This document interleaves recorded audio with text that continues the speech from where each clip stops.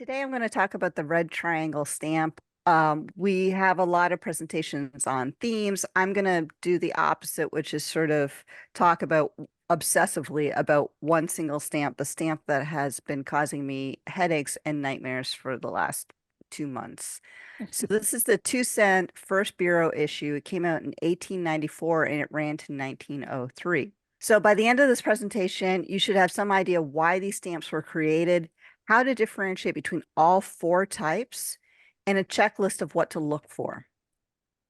The caveats are I'm an amateur collector and I'm using only my own stamps and they're all used. So they're not the greatest quality stamps. In 1890, Scott created, not Scott, sorry. We had this stamp that came out.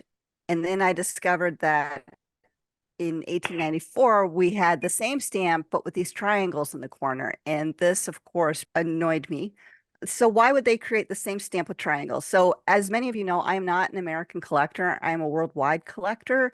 Well, primarily Canadian and then worldwide. And I've been putting off the American portion of my collection for many years because I dread having to sort through them. There's so many issues. First, I tackled the watermarks. Oh, give me a British watermark any day over the Americans. And then now I'm going through these triangle stamps, and my next step will be the classic Washington Franklin. So this annoyed me. Like, why couldn't they come up with a new stamp and make it nice and easy to differentiate? The main difference is this triangle, as you can see, which to me was very unoriginal. And it's like, why even bother?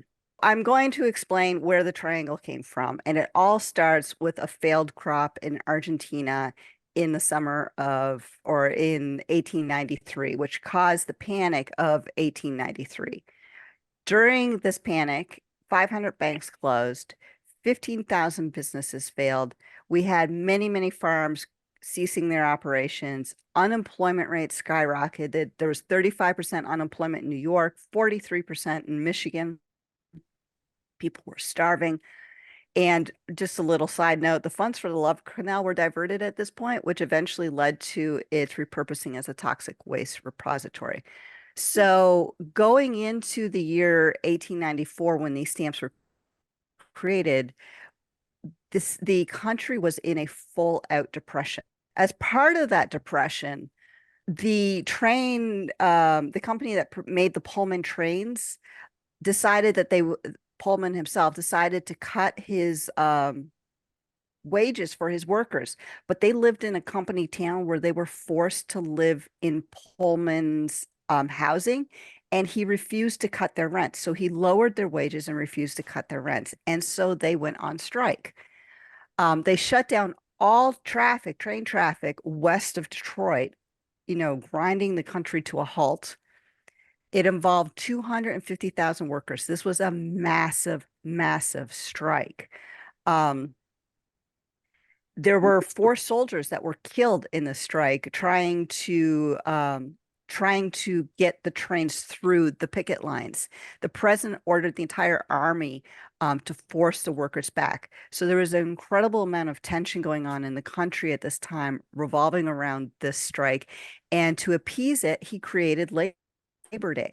So we now celebrate Labor Day as a result of this Pullman strike, which was happening in the spring of 1894. You also saw during this time the rise of the automobile, which was having a profound effect on the American society. It was changing how people viewed transportation. It was changing their everyday life, their personal autonomy, their way to get around.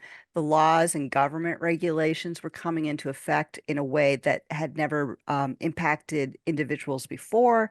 You had entire infrastructure changes occurring in 1894 throughout the country due to this rise in automobiles. You also had unprecedented levels of immigration. 8 million immigrants arrived during this time.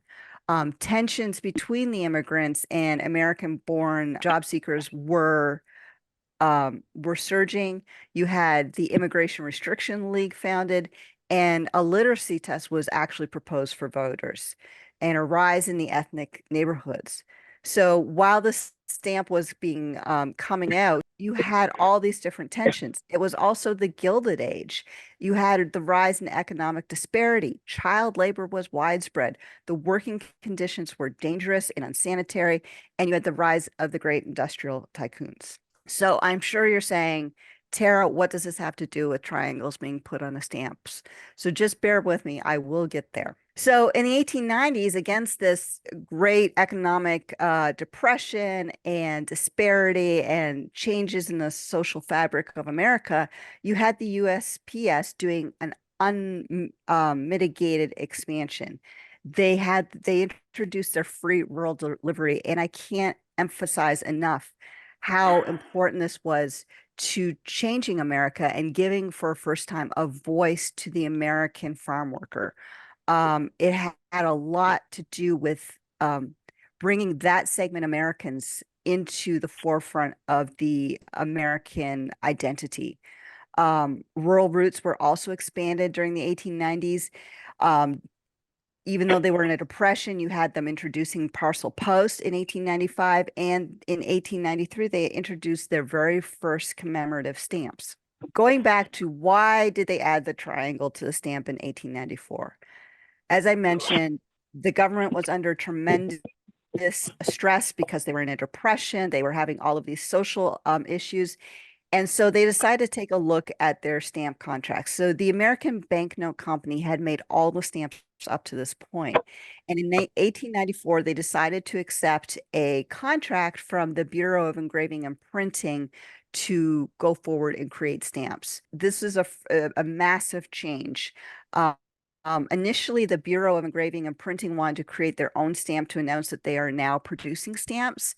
However, when they got the contract, the government had only bought about 2 to 3 months of stamps from the American banknote, sort of in anticipation of this turnover in companies. And so the Bureau only had 2 to 3 months to come up with a new stamp and issue it to keep the postal system going. So this was the first stamp by the Bureau of Engraving and Printing. Bureau didn't have time to create a new stamp, so they did take the dies that they had received from the American Banknote Company. And then what they did with that die is they then added these triangles. It was the first stamp printed by the Bureau of Engraving and Printing. It was issued from 1894 to 2003. Look at me. 1903. 22 billion were made. 22 billion. So this is a stamp that is extraordinarily common. I would say everyone probably has at least one in their collection. If you don't, they're very, very easy to come by. And there are 4 different types. And there are 17 different color variations, and more than 17 different color variations. And I'll get into that in a little bit, why that was. And then we have what's called the S dot variation. Type 1, 2, and 3 and 4 are very easy to distinguish, and there would be no presentation if this was all there was to the story. So type 1, if you look at the triangles, the lines across them are the same size. They just go directly across the triangle. So that's type 1. Type 2, the lines within the triangle are thinner than the lines outside the triangle. And Correct. again, yes. So this is fairly easy to see, and this is type 2. Type 3 and 4, there's a gap between the lines inside the triangle and outside the triangle. And so you have this white space surrounding the inner triangle. So this is all straightforward. I was motoring through my collection, type 1, 2, 3, and 4. But the question arose, how do you tell type 3 from type 4? So as I said, there are 22 billion made. And if you look at the number of plates that they made for each type, type 2 by far is the least common, but 3 and 4 are the most common. And so the majority of my stamps were type 3 and 4. And so the question came, how do I differentiate these 2 types? So type 3 is from die 82 and type 4 is from die 83. Now this was figured out back in the 1930s. Um, but the Scott catalog did not adopt this differentiation between the types until fairly recently. I have an article from the 1990s begging Scott to please recognize this difference between these two types. And in my Scott Specialized 2016, it does. So somewhere between the 1990s and 2016, Scott does differentiate between type 3 and type 4. 83, the main difference is that they rework the existing lines. So that just means die 83 just has deeper lines. So they're more noticeable on the stamps. If you have a type 4 that is not as heavily inked, it is almost identical to a type 3. They're very, very hard to differentiate. And when I go back to the Scott catalog, it gives a nice little, you know, pictogram on how to differentiate. And I found this very unhelpful. I was not able to distinguish type 3 from type 4. Um, and it turns out that there's two major differences between the two stamps, five sub-major differences, and 10 minor differences. I'm not going to go through all of them, but I'll go through the ones that were most helpful for me. So the ratio in terms of how common they are is roughly about 1 to 10. And here is what my little pile looks like. On the left were my type 3s, and on the right were my type 4s. So you can see that type 4 is much more common. So I thought, okay, well, maybe I can differentiate them using the dreaded American watermarks. And I tried this and it made me cry. It was not helpful. So types 1, 2, and 3 exist in both watermarked and unwatermarked issues. And type 4 only has watermarks. So because type 3 exists with watermarks and without watermarks, this was not a useful way for me to look at. Also, I find that the watermarks can be very, very hard to see on my used stamps. I went through all of them, and there had to have been at least 20% where I just could not tell if that smudge or that cancel had a watermark underneath it. Here is the definitive picture. So on your left, you have type 3, and on your right, type 4. This comes from a paper which I reference at the top. This article is, if you have any questions about the stamp, I recommend getting this article from the APS or tracking it down. For me, the 1955 article explained everything. Scott references by the same author a 1990 article. This was not helpful. This article just referenced the 1955 article.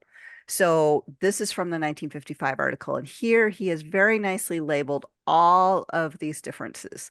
And this looks pretty straightforward. 17 different differences. I should be able to distinguish between these stamps, no problem.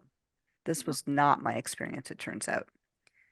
So the major difference, and I do stand by this, that Brett found was this particular hair here, number 1, is extended in this little flick up on the left-hand side.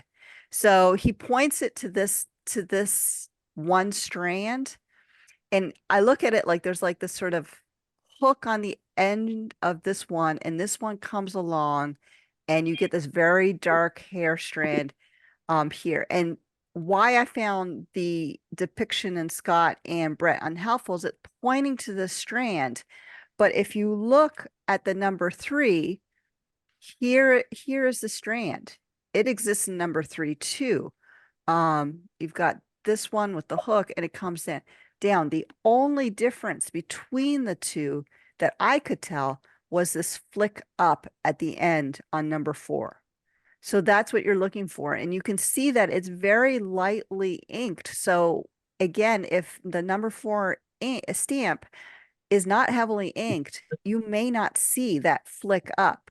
I also have attempted to distinguish these types, and the feature that I found the most useful was the one labeled as number 12. We're going to be going through them all. Yeah. And I Okay. found number 12 absolutely useless. So that Really? one, yeah. Okay. Um, Well, I have found it useful. Maybe I was just yeah. lucky or Well, on the you can stamps I see had. here on this stamp, there Yep. it is right there. Um, what I The, found was on the heavily inked ones, any number of these were helpful. But on the ones that were lightly inked, I could not see like what it was it would help confirm for me that okay, this was a number 4, but if I looked at just number 12 alone through all the stamps, I didn't find it helpful. But that's good to know that you found that helpful. And Okay. we'll see some more examples of that and we can go through that. Number 1, the major difference that Brett acknowledges, Scott confirms, and which I also found was that this line, for me, it was this flick up at the left-hand side. And you can see here, I magnified it a bit, and you can see it's very lightly inked, but it goes up at the end. It does not exist there in the type 3. Going back to the next one, Brett says the second major, there's only 2 major differences between the type 3 and type 4. The second one was that the back end of this button is clearly defined. And you can see it's nicely depicted here in his illustration, but I found in my stamps, it wasn't always so clearly depicted. And then in type 3, you do see that back end is just not defined. So that was one useful way. It wasn't always consistent, but it was useful to help me differentiate between the two. Okay, so next what I did is I went through all the differences in the hairline because I'm looking at the hair anyhow for this type 1. Let me just see what I can see. So on, sorry, type 4. So type 4 here has this double hairs up here, which he doesn't show in his depiction on type 3. It's got here these in the middle, these 2 really thick lines. They do exist in type 3, but this white space between them is more. Number 4 is actually quite helpful in that there's this break in the hairs on both type 3 and 4, but in type 3, there's white space. Type 5, we have a darkening of these hairs right sort of just above the eyes. They're here as well. This is where I start getting a headache because all of these exist except for this little flick up in type 3 and type 4. They're just more heavily inked because they're deeper lines carved in type 4. What about number 15? Number 15, I don't cover because I did not find it that helpful. I think I need to say that he uses these, he exaggerates the differences in them to make them more obvious for those of us who are looking. In the actual stamps, they are not this obvious. And so these are all lines of 15 and 16 and 17 are all lines that exist in both stamps that just appear slightly heavier in type 4 versus type 3. Going back to the hair, number 13 I found very helpful. You can see if you look under heavy magnification, there is a faint line here, but under normal magnification, it looks broken. And here it looks intact. So this was another one that I relied on quite heavily in terms of distinguishing between type 3 and type 4. 14, again, the lines, he's not showing it here to emphasize the difference. These dots do exist on the ear in type 3, but they are not as heavily and as clearly marked as they are in 14 here. So that's sort of the hair ones that I went over. So in the real stamps, this is what I found. You've got these double lines. You just don't see them in type 3. You've got, this is my major type 1 with the flick up. You don't see it in type 3. You see that little flick up here in type 4. Here's the double lines that exist in both, but you can see they're thicker in type 4 and there is less white space here in type 4.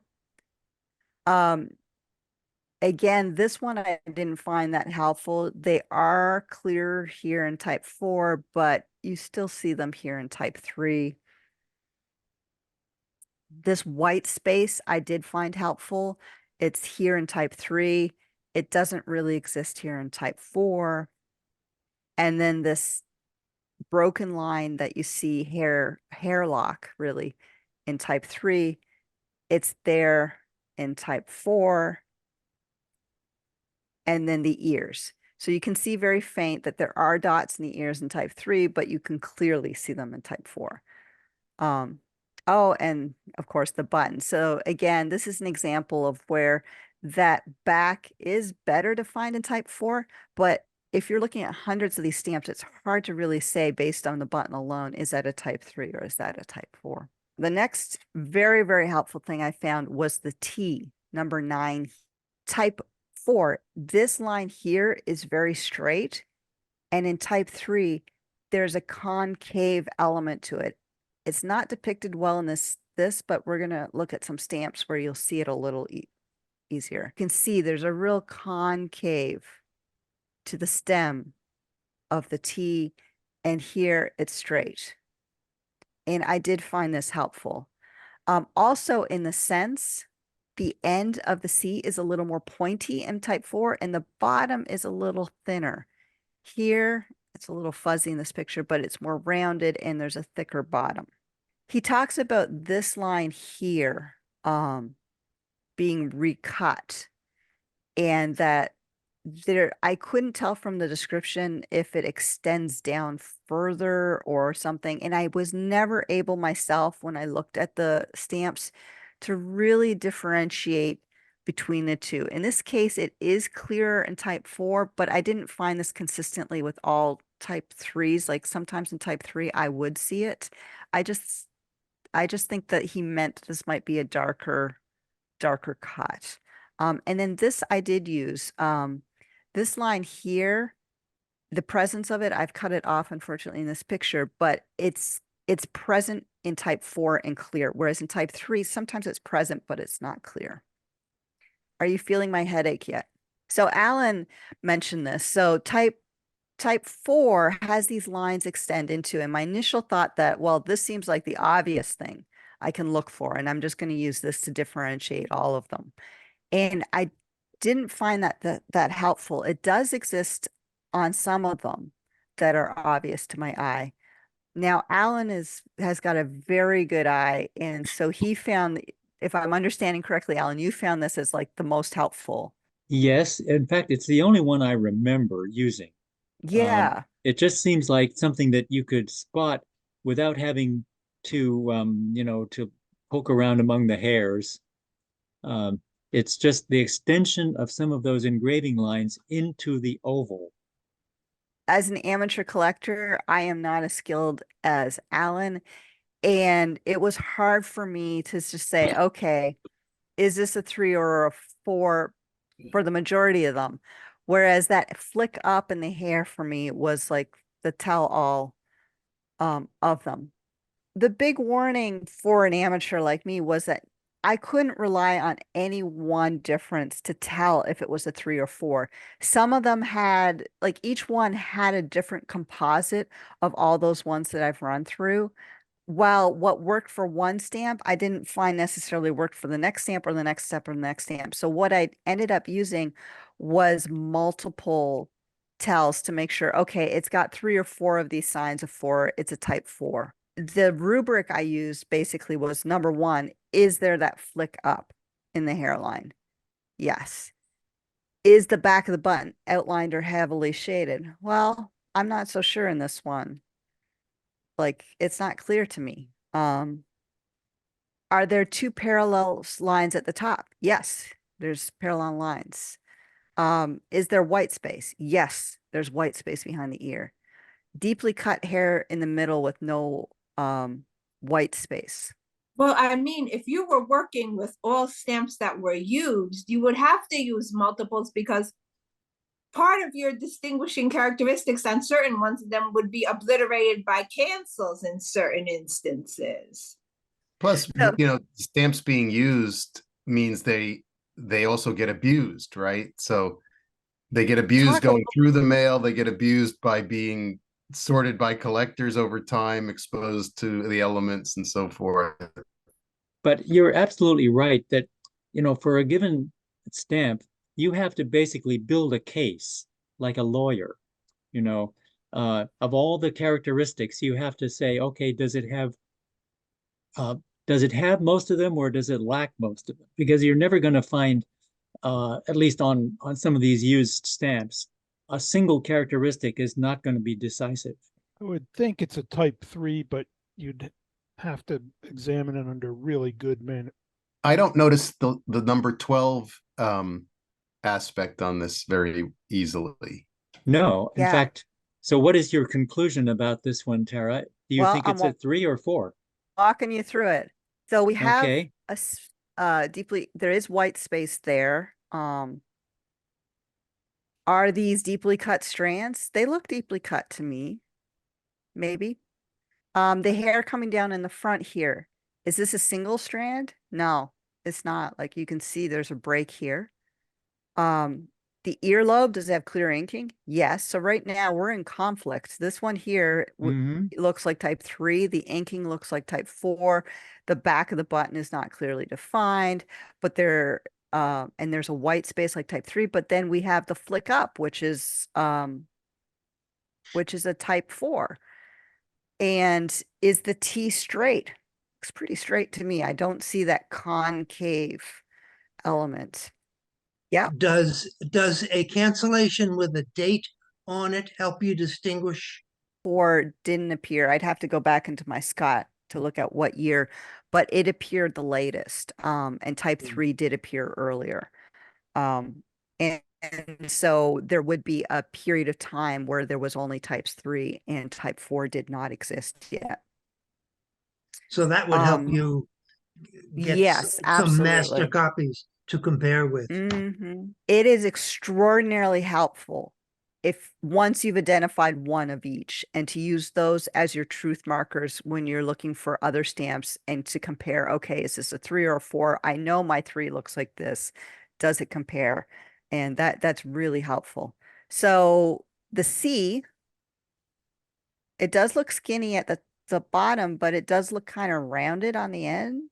So that would make it if it's skinny, it's a 4. If it's rounded, it's a 3. So that's not really helpful. So is this a type 3 or 4? I vote for 4. Does it have a watermark? Watermarks are not helpful because They can be if you because luck out. 3 exists. 3 exists in both forms, with a watermark and without. But if it does not have a watermark, then it has to be number 3. Yes. What my headache was, I could not tell. Yeah, that's very difficult. Let's look at Alan's tell point, underneath the U of United. I see a little bulge there. I See a grant little you it's bulge not too. much. Look at the width of the white space. Don't look at Mhm. the ends of the engraving, but it's narrower there. I see that now that you pointed out. Yeah. And you see, like Yeah. that's how I found that one useful, is once I sort of figured out, I'm pretty sure this is a 4, then it's like, oh yeah, there it is. I could see it. But if I looked at this without looking at any of the other markers and just looked at that area, I couldn't tell, like, definitively. It'd be like, well, maybe. Yeah. So yeah, I would say that this is a type 4. And for me, the main things are the flick up and the straight T. Mhm. Here, and then this is definitely confirming it. Oh, and yeah, this is the other one that I use as a tell. Is there a line there? And the answer is yes. So I would say this is a type 4. Very good. We have another example. So I want you to feel my pain here. Is there a flick up here? Oh. No. Is the back of the button shaded? Yes. Yep. Oh, I put no here. Interesting. Are there 2 parallel lines at the top? Maybe. Yeah, maybe. Is there a white space in the break above the hairline? Yes. Yes. Are there deeply cut lines with little white space? Here. I don't know. That looks like good white space to me. Looks like it to me. Yeah, so no. Are these deeply cut strands along the hairline? They look pretty deeply cut to me. The hair coming down, is it a single strand? This gets to Jennifer's point. It's hard to tell with the cancel, but it looks pretty continuous to me. It looks nice, deeply cut. Hmm. Maybe, hard to say. Does the earlobe have clear inking? No. No. No. Is the T straight? The stem of the T, is that straight? No. Let's see there. Nope. And the C, is it skinny on bottom with a sharp end? Could be. Yeah. Maybe. Yeah. And Tough to does the tell. leaf nearest to the 2 here have a midline in it? Oh, yeah. Sort of. Barely. And then I've also circled out here, don't address it directly, but is there that extension of the lines into the white space? No. No. So based on this, would this be a type 2 or a type 3? You mean 3 or 4? 3 or Yeah, 4. sorry. It would be a Yes. 3. 3. Yeah, I agree. Yeah, so you can see again the pain, like it's not obvious. Once you go through all of them, the gestalt of it is, yeah, this is a type 3. Mhm. It's a heavily inked type 3. So like here, if you Yeah. just went based on the back of the button, we would have said this was a 4. Mhm. And I find that Yep. the curvature of the letter T, curvature or straight, that's also very useful. I agree. And unfortunately, because I had to go to such high magnification on these photos, these photos have some distortion Hmm. in them, and it's fuzzy here. The T is fuzzy, unfortunately, in this, but that was for me the second most helpful tell besides the flick up is the stem of the T. But first, I want to talk about color varieties. I use Deal's color guide. He has a very lovely little book he printed with this color guide in it, and it's got a little insert cardboard insert where you can place a stamp in the middle and then he recommends using the space underneath the chin on the stamp, the space right in here, to define the color. And I agree with him. That was by far the best spot to define the color. And based on his color analysis, which does not correspond to Scott, I discovered afterwards, which was really a pain in the butt. Type 1 has all of these different color variations. Type 2 and type 3 has these color variations, and type 4 has all of these color variations.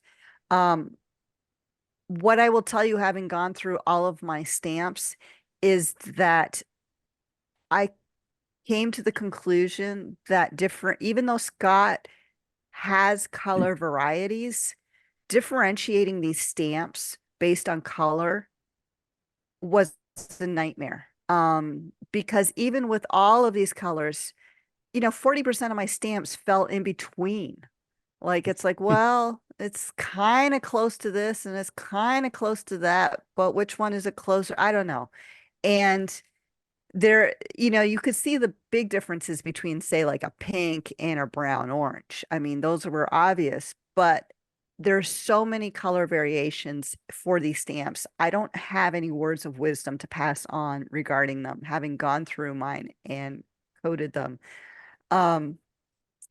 The thing to note is that when the Bureau got the dies from the American Banknote Company, the American Banknote Company refused to hand over their paper and they refused to hand over their stamps. That was kind of their screw you to the Bureau. And so the Bureau was not able to replicate the color of the American Banknote Company, and they wanted to. And so that's what led to all of these color variations, is they're perpetually experimenting to try to mimic that color of the American Banknote Company, and they don't. They're unable to. And in the backdrop, again, we have this incredible depression going on. Money is tight. And so they're also perpetually experimenting to try to find cheaper dyes that can replicate that initial color for less of a price. And so that's why you end up with all of these color variations. And my conclusion as an amateur collector was that if you have used stamps, that paper has gone through, soaking, it's don't know what kind of sunlight, it went through the mail, it's gone through a lot of stresses which have affected the color. And Yes. so the original color type that it was is probably not what you're seeing now. And therefore, I don't find the color variations really applicable to the used stamps. Plus, of course, the stamps are 133 years old. Trying to distinguish by color is a losing proposition. Deal says you have to be in indirect north-facing sunlight to do this correctly. And I did. I went outside to a spot where it's indirect north-facing, sunlight, and I still wasn't able to tell. This page from Deal, Yes. those color swatches printed by offset so that they have different combinations of colors in them, or are they actual solid blocks of color? They are solid blocks of color. And so it comes as a insert. It's not part of the book, and it's preserved in special tissue paper, and they take all these extra precautions. That's one of the problems with color guides, that some of them are printed in the traditional manner, and they don't really, very hard to match the color that way. And for example, the Gibbons color guide is also swatches of solid pigment, which is the best. When they mixed the batches of ink for these, they didn't do it uniformly. They were, there were variations from one batch to the next. This is true of almost all US 19th century stamps. I'm really sorry. I somehow left out my S dot variation. So I'll just describe Okay. it to you right now. It's a dot that occurs here consistently as a variety in the S in cents. I have numerous stamps that have a little fleck of paint, of ink right here in the middle, but they're on they're on types that don't have the S dot variation. Only certain types have the S dot. I know 3 is one of them. I can't remember which other ones. So because it's not consistent with the catalog, I'm thinking this little fleck that I'm seeing in the middle of the S, and because I have, I think 6 of them, is not the true S dot variation. Because I'm seeing it in types that are not listed in the catalog as having that variation. However, when I go on the web to try to find a example of the S dot variation, I have been completely unable to find an example for comparison. So I don't have an example to show you for this presentation of the S dot variation. So here's the checklist that I found most useful. And you'll see I don't even highlight Alan's number 12 here, which it sounds like I should, because both our 2 experts, Alan and Phil, found this helpful. And to Phil's point, just look at the white space rather than the extension. But the order that I would look in for myself was, number 1, is there the flick up of this hair? And then number 2, is the stem of the T straight or is it concave? And then based on either one of those 2, I would use the minor ones here. I'd use, 3 to 5 of the minor ones to bolster that case. So are there parallel lines at the top? Is there how much white space is there between these 2 thick ones? Is there white space behind this break? Are these deeply cut? Is this a single hairline in front? Are the ears nicely dotted? And then, the back of the button. I have it listed as 9, and Brent, the main author who recognized this as type 4 as a separate type, puts this as his second major difference. So take that with a grain of salt. I have it as only mildly helpful. Number 10, the C. Is it thin? Is it pointy? And then 11, is this line in this leaf present or not? And then I will add the 12th here, which is these lines which extend into, and I personally didn't find this all that helpful, but it's true. The ones I didn't go over, Steve talked about the ones 15, 17, 16. Like I said, these ones, they exist in both types. It's just they're more heavily inked in type 4. So if you have a heavily inked type 3, it looks identical. So I didn't find that helpful. And these scrolls, I read the article and I couldn't differentiate what he was pointing out was different between the two. Excuse me. I looked at type 3 and type 4, could not find out. This I did find a little bit helpful. There is a slightly bigger sag here in number 11 in the corner, but I didn't use that consistently. And that's the end.